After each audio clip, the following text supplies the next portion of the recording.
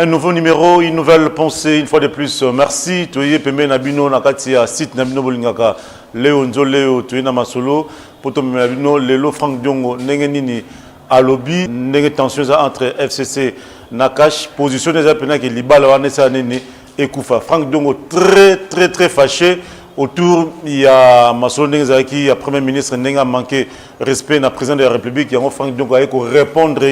donc vous avez belé, vous êtes toujours vous êtes toujours attaché à la chaîne Abino, notamment pour les chats depuis la France, Willie Weston à Paris, donc il est derrière le bisso. Et puis Tobo Sanité est là, et puis la famille Makali, Yves Makali, Nancy Makali, tout l'année Makamoza, et puis depuis États-Unis, Tobo Sanité, GG Mouzezo, on se va brancher Tolanda. Qui président de la République. Akomaki makambo oyo ya kochola kuzanga respect pe ko manquer respect na président de la République. Infraction oyo ministre ancien ministre Tunda asaki a faux usage de faux avis o ba voter ngo na pro da gouvernement te atinda ngo na komba gouvernement ninga lukuta. Na ndenge ya kobombama bato bayebaki yango te atinda ninga lukuta e ko bimalimana na sima. Ya ngonde kutwa likambo ya ngonde balongole na gouvernement batindi a démissionner. Mais premier ministre à côté la caille pour ça monter FCC. Aye bangi a sala infraction isa mabe. Ma côté la yekaka. Alors abandonner les choses qui montent mama be ango lisusu nambalo lobi bolanda ki yango. A fingi bonko zamboka. A marqué respect. A talisi ke azoto sa mibe côté. Dès le makambo ko kipe yango te etali eta kolanda ngoku tuté ba des ans président signé na absence na kolanda ngoku tuté akotosa ngoku tuté boni yo mutano mayo o makaka e respect ka mikolonyo so makaka e respect mais so moni ozo sana muto ngo ozo ko sana ete longa na kibokonzite pesa démission na yo ozo sala semblant que mangbezo ozo kinanzela te Mozo va na kiti anga ibongo zo ka ba avantage na ba intérêt. Mais longa na kita kibokonzi pour présence à mabe. Azali na courage te donc bazo manipuler motaza sans personnalité donc crédibilité ezate. Makamango ezanine. Ya liboso. Na neto koma constitution ya mboka to benga na lingala moboke likunzi. Tolobakete soko mon ministre Ayambo, ton premier ministre, soko abeli, toi as un empêchement, toi akufi, toi tamboli, mboke ko tellement to tellement te, mboke tellement raté. Donc il faut l'État a continué à kosa musa nango. Dans le côté nango, principe de continuité. Il y a service public à l'État, peut continuité à l'État. Pour l'État, l'État a tellement raté, alors la capongite a couffé raté. Mon magnon sur l'État, il faut continuer au tambour la caca. L'État, c'est la maille, non, la maille des balais. Maille des balais, tellement raté qu'il y a l'État, c'est bon. Et tellement raté, il a raté. Alors, ce que le premier ministre a eu le kama, soit à Koufi, soit à malade, soit à battre dans mission, il faut que tu quittes la yé. Si nana kokitanela nde tokomaki na mubu na mukanda oyo mobeko likonzi tolobaki ete so ministre ya mbwaza te na ba ministre so bakotikala oyo alandali na ye na kibokonzi nde akozwa ibonga na ye sikoyo motazo akebonga na ye akosala musala ndenge nini est-ce que avant signer mukanda il faut benga ye awa na sande na pesa autorisation na téléphone ya kokoma tondenge nini nzoka nde na kati ya mibeko ya Kongo mobimba na luki na Kongo mobimba mobeko oyo etalisi ndenge kokitanela premier ministre na ndenge ke pouvoir na boye mobeko moko ezate tokomaka na console kaka no soka azali okitaneli na ye mais bato ya mayele banganga mayele bakoma mikanda o bayebi lokola ba professeur Vundo abi na Congo pe ba mususu o baya ba spesa makambo yango ya minene balobaki ete pe be koma mete mokitaneli ya premier ministre azana mobimba ki mokonzi lokola premier ministre yemoko akosela autorisation pa mutu te akotelefone mutu te akoagir lokola yemoko nde premier ministre ya solo nde elimwa mibongo nzoka nde ntango premier ministre akomi mukanda na ye oh non ndenge nini mutu wana napesaki ndambo ya pouvoir akomi kozwa lokola azwi pouvoir nyonso yona napesi na mobeko no elakisika okopesa ndambo apo opesa pouvoir nyonso te donc ndenge eza boye soki eza kokufaki melite etelemi non to eza te ke ye moto apesi ye mobeko ekomi ete ministre oyo aleki baministre oyo abiki bokonzi oyo aza nsima ya premier ministre ye nde automatiquement azwi ebonga ya premier ministre donc na ndenge akimotema mabe na ndenge alokuta na ndenge akozanga botosi ya mokonzi nde alinga atya potopoto na mito ya bana mboka lokola ke ministre wana ya intérieur oyo azali ministre ya mokonzi alandi ministre ya yambo asali mbeba abuki mibuki na président ya république na ministre wana Gilbert Kakonde babuki mibeko te makambo nyonso oyo bakomi mikano nyonso bazwi etosi mibeko etosi mobeko likonzi donc mbeba moko ezali te mpe baordonnance yango nyonso ese ebandi déjà ese ebandi ya kokokisama ese ebandi ya kokokisama ekopekisama te epuis boyebi ke basoda bamagistrat bakabolaki pouvoir kuna te administration ya mboka bakabolaka yango te donc oyo basoda ya FCC oyo basoda président oyo bamagistrat ya FCC oyo bamagistrat non non bacongolais nde baza kuna na administration bakabola yango bapolitier bakabola pouvoir kuna te donc ministre wana ya yambo oyo akomi makambo akomi wana ezali makambo ya moto ya tomboki ya mutomboki oyo atomboki oyo azangi botosi contre mokonzi ya mboka oyo azangi collaboration donc kosala mosala na bomoko na mokonzi ya mboka azaki motema mabe balingi nde bazikisa mboka batumba mboka baza na raison te na FCC na ministre ya yambwana ilunga ilunkamba baza na raison te alors mutuna lokola ye ministre ya yambo aboyi bordonnance yango ekosala te osala te bordonnance esi ebanda kosala ekosala oyo nyonso esami ezokontinue kosala donc botala yango lokola moto azwi mbele abeti yango na mai mai ezokaka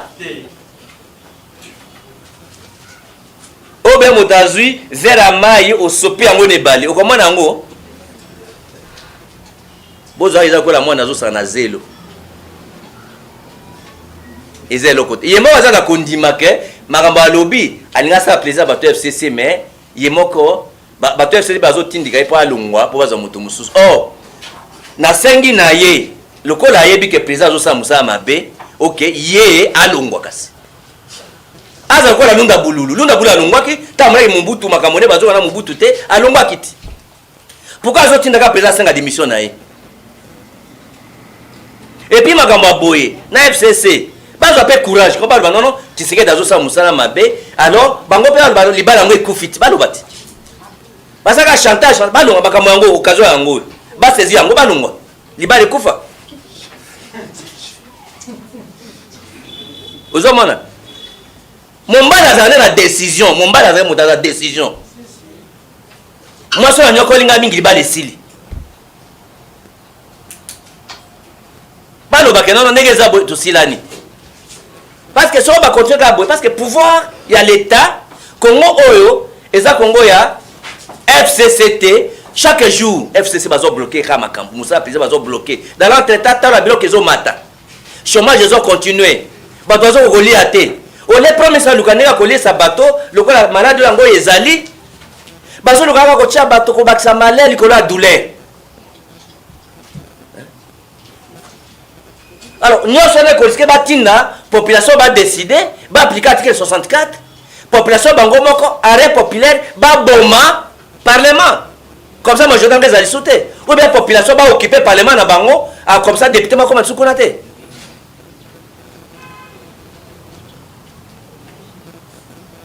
donc bon comprendre que makambo wana eza lokuta.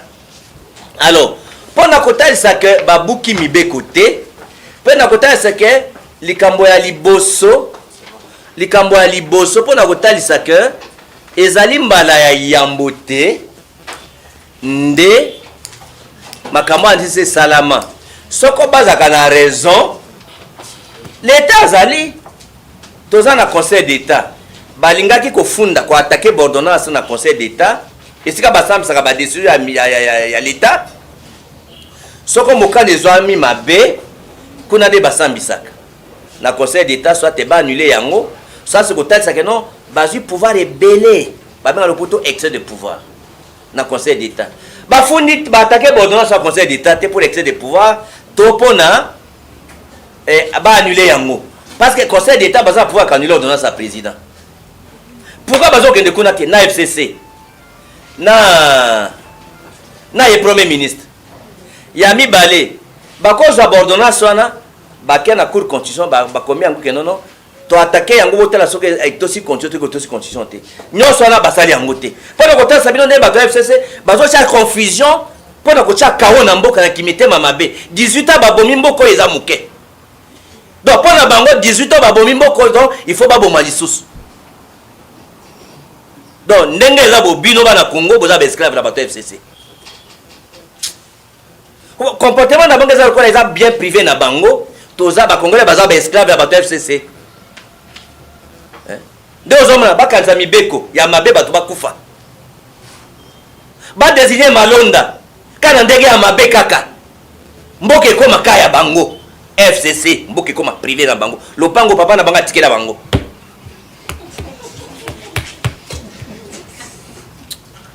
Alors est-ce que c'est mbala yambo oyo ministre Mukitaneli ya premier ministre oyo aza na musala te to atamboli to aza empêché nde salami nzoka nde ye moko Kabila aza chapeau ya makambo anga kosina premier ministre intérimaire awa nakomelaki mokoza journal officiel na ba recherche na sala kapo ngana na lobaka na bilembo tata okoki ko lukela ngai na ba recherche na ngai naza na besoin na kotala est-ce que na Congo ministre Mukitaneli o babi na poto intérimaire ya premier ministre est-ce que ça c'est na président de la République mikano oyo ba noma bato to ba décision mais mikano moko na kati ya mboka na biso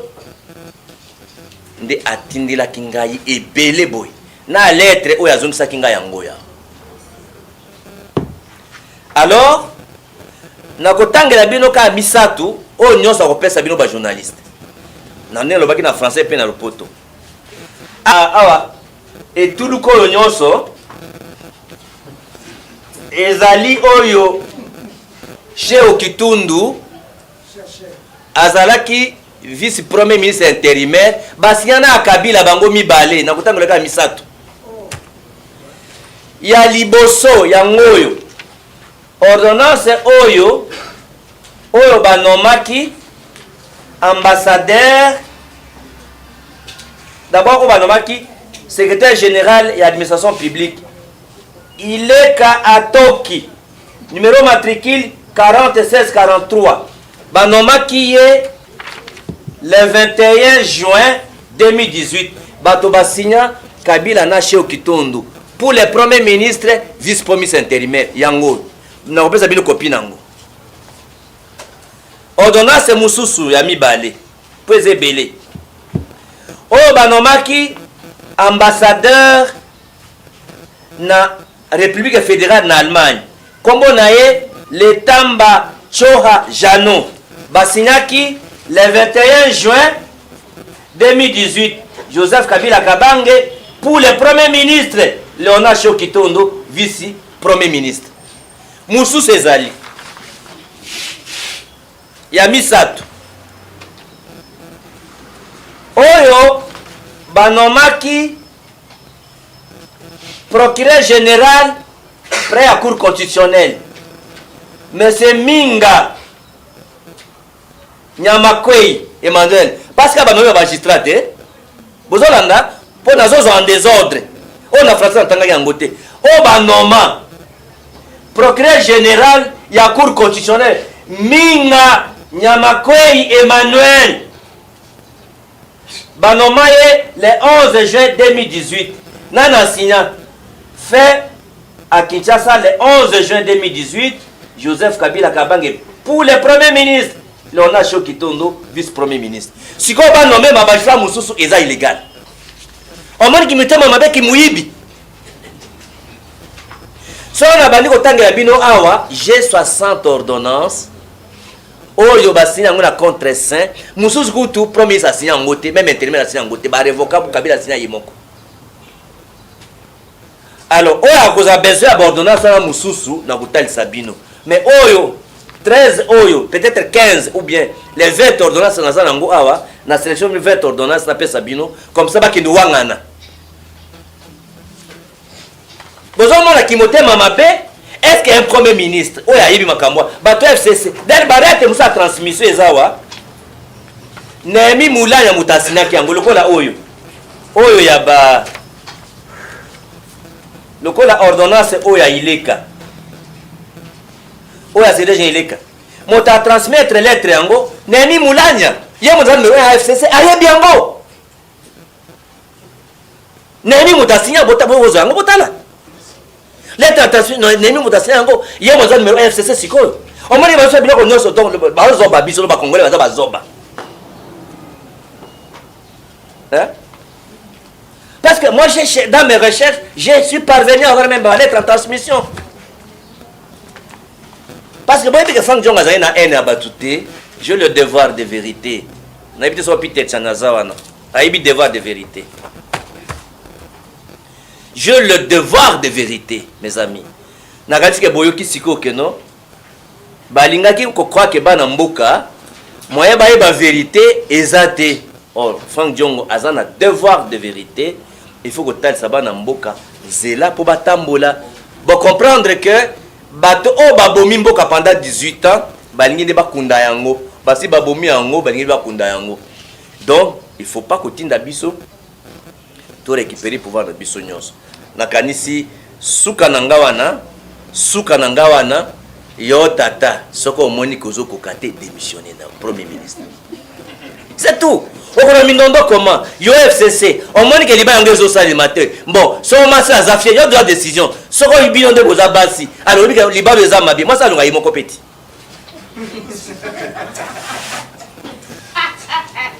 alors donc wana nde situation yango wana donc ordonnance wana est aussi mebeko ordonnance wana eza na nzela bon soana eza bien et bandi ko salira yango déjà et ko salima donc mango so pe msa lobby eza le côté moyen ko bloquer ko zaraté so salima yango déjà d'ailleurs et ko risque que to bakanga ya flagrant so amekaka. Merci bolandi neni Frank Diongo très fâché pour na libanais sanini ekufa tota neni mboka ezekene donc nyonso za pena ko la sake mbutu mais Frank Diongo lobby eza position na ye to sa aboni merci ndeto kutali bongo na numéro mususu. Ciao.